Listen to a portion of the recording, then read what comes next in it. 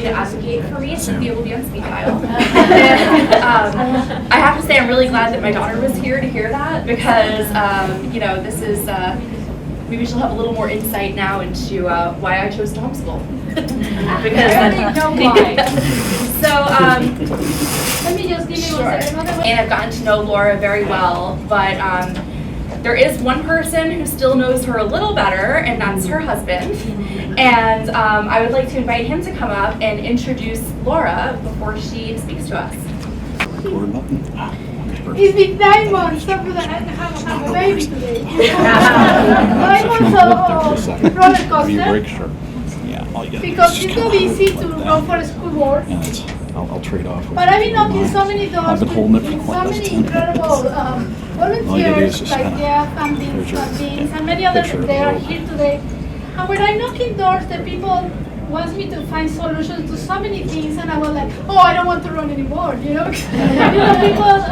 people are usually worried for many reasons. One of the things lately that people is really, really concerned is about the boundaries. When the school board decide they want to move the boundaries without sharing with the community, it's something that worries very much. And I worry in the fact that this school board has been there for decades, taking decisions without the community. We don't have the voice. I've been talking with teachers, and teacher says, Laura, it's so hard for us to produce. It's so hard for us to be advocates of the children because every time we have a new curriculum, a new technology, so we're just ready for do something when we don't have time to really educate the students.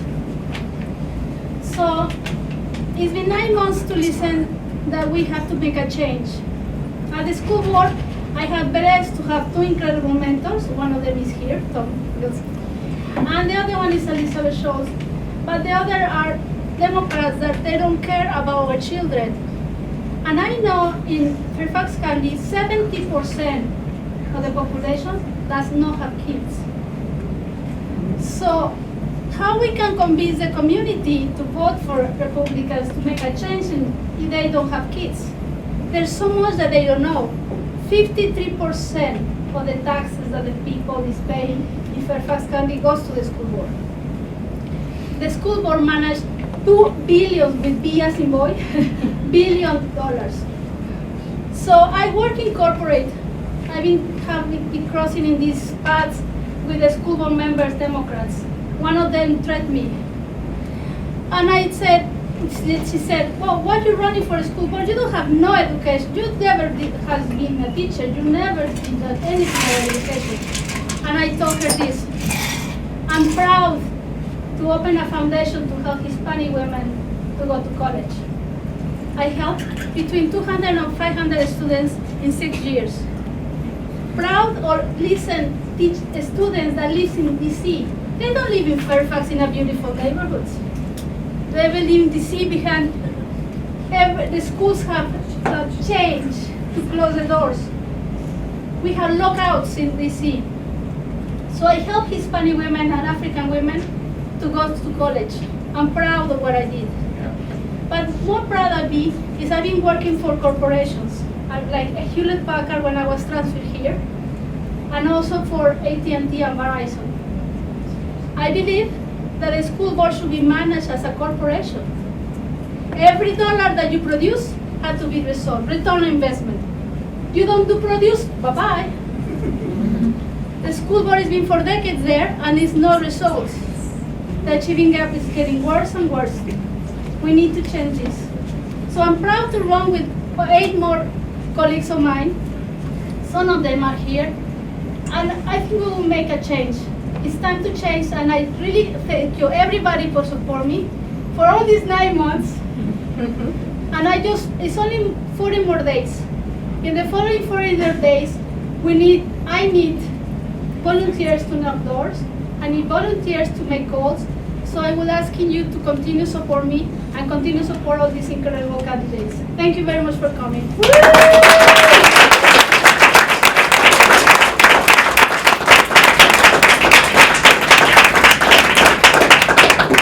Thank you, Laura. I understand it gets emotional sometimes, and this kind of And Yeah. she's only, when I cry, I call her and she comes.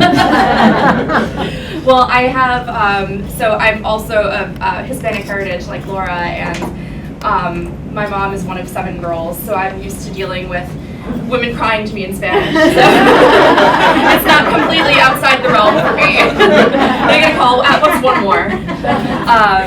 So I just want to really, again, thank everybody for coming. It's been really tremendous working with Laura.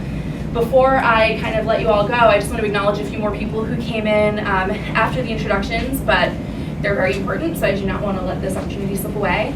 We have 2 more school board candidates, Priscilla DeStefano, who's running at large. So, you can vote for her. And Anastasia Karlitzos? Yes. Karlitzos, I'm sorry, okay, so glad I got that right. She is running in Dranesville for school board.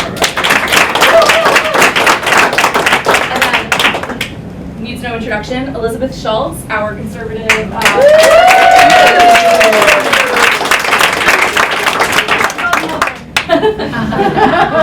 So we're really lucky that we have, I mean, this slate is really incredible, this slate of school board candidates, and you know, I think Laura's a big part of that, and nobody can question it's a diverse slate, diverse in terms of ethnicity, race, religion, gender, and more important than all of that, in terms of what brought them to this moment where they're running and what motivates them, but firm in the principles that unite us all.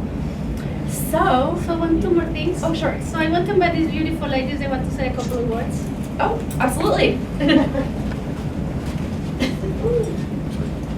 Hi, I'm Lisa Turner. I live in Reston. Laura and I have known each other a long time because of Reston Little League bringing our sons together.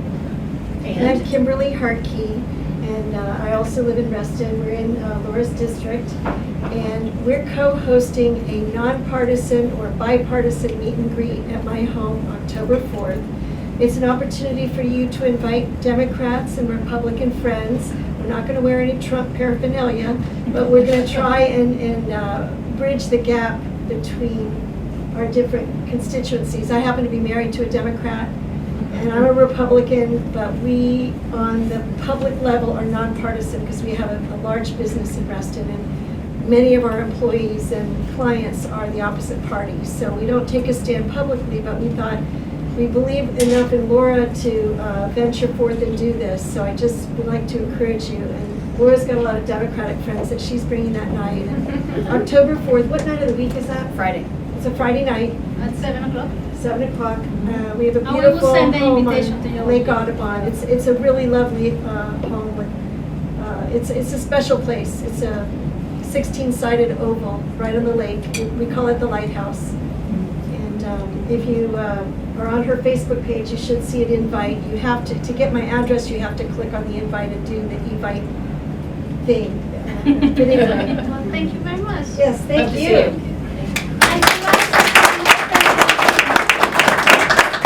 So, ladies and gentlemen, to finalize this great event, I want to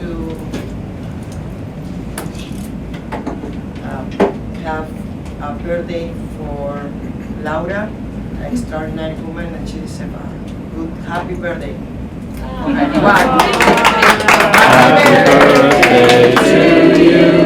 Happy birthday to you.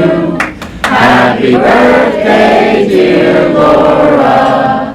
Happy birthday to you. And she brought delicious cupcakes.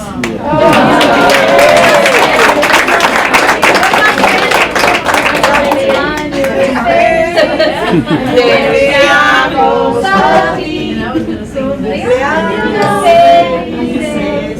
Deseamos a ti. One last thing, and I won't hold you captive anymore. I noticed that I thought she had left, which is why I didn't introduce her when I sort of did my catch-all, but Cheryl Buford is here. She's another at-large candidate for school board.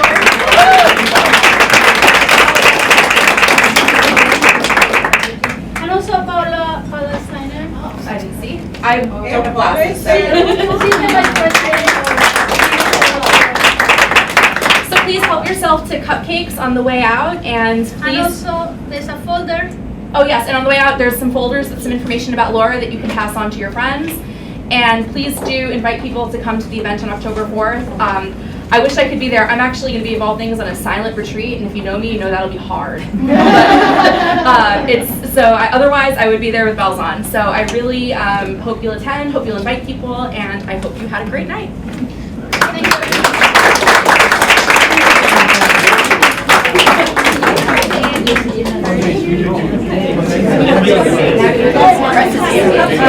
My brother's